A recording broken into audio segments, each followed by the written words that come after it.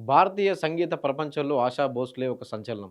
Legendary singer, queen of వెర్సటాలిటీగా పేరు తెచ్చుకున్న ఆశా భోంస్లే కన్నుమూశారు. 92 ఏళ్ల ఆశా భోంస్లే శనివారం ఛాతీలో ఇన్ఫెక్షన్ రావడంతో ఆసుపత్రిలో చేరారు. ముంబైలోని బ్రీచ్ క్యాండీ ఆసుపత్రిలో చికిత్స పొందుతూ ఆదివారం మధ్యాహ్నం ఆమె మరణించారు. ఈ విషయాన్ని ఆమె కుమారుడు ఆనంద్ భోంస్లే ధృవీకరించారు. తన తల్లి అంత్యక్రియలను సోమవారం సాయంత్రం ముంబైలోని శివాజీ పార్క్లో నిర్వహిస్తామని చెప్పారు. 1933లో మహారాష్ట్రలోని సాంగ్లీలో ఆశా భోంస్లే జన్మించారు.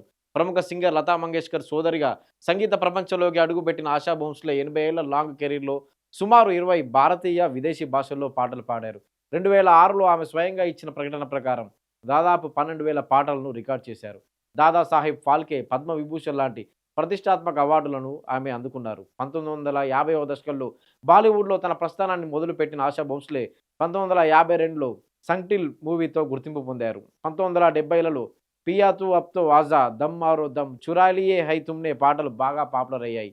మొహమ్మద్ రఫీతో కలిసి ఆమె పాడిన మాంగ్ కే సాత్ తుమారా, సాతీ హాత్ బదానా, ఉదినే జబ్ జబ్ జుల్ఫేన్ తేరీ వంటి పాటలు ఇప్పటికీ ఎవర్ గ్రీన్ హిట్స్‌గా నిలిచాయి. అప్పటి మ్యూజిక్ డైరెక్టర్ ఆర్‌డి బర్మన్‌తో కలిసి ఆశా భోంస్లే ప్రయాణం సరికొత్త విప్లవం. ఆర్‌డి బర్మన్ మ్యూజిక్ డైరెక్షన్‌లో ఆశా భోంస్లే పాడిన పాటలు ఒక ట్రెండ్ సెట్ చేశాయి. 'ఆజా ఆజా', 'పియా తూ అబ్ తో ఆజా', 'ఏ మేరా దిల్' వంటి డాన్స్ నంబర్లతో అప్పట్లోనే సంచలనం సృష్టించిన ఆశా భోంస్లే కమర్షియల్ పాటలకే పరిమితం కాకుండా గజల్స్ పాడి జాతీయ అవార్డులను సైతం అందుకున్నారు.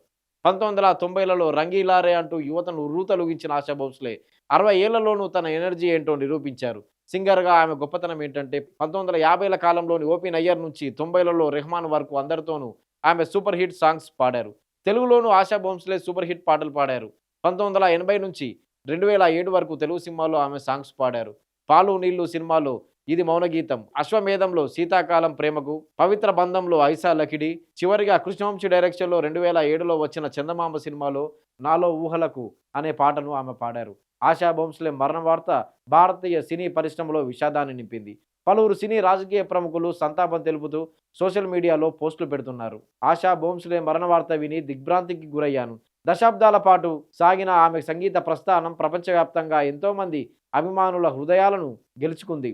ఆమె కుటుంబ సభ్యులు, అభిమానులకు ప్రగాఢ సానుభూతిని తెలుపుతున్నాను అంటూ ప్రధాని మోదీ ఎక్స్‌లో పోస్ట్ చేశారు. ఆమె మధురమైన స్వరం దశాబ్దాల పాటు భారతీయ సినిమాకు ప్రాణంగా నిలిచి లక్షలాది హృదయాలను తాకింది. తరతరాలు నిలిచిపోయే జ్ఞాపకాలను వదిలి వెళ్లారు. ప్రేమ, గౌరవంతో ఆమెను ఎప్పుడూ గుర్తు చేసుకుంటూనే ఉంటాం. ఆమె కుటుంబానికి నా ప్రగాఢ సానుభూతి. ఓం శాంతి అంటూ హీరో జూనియర్ ఎన్టీఆర్ పోస్ట్ చేశారు.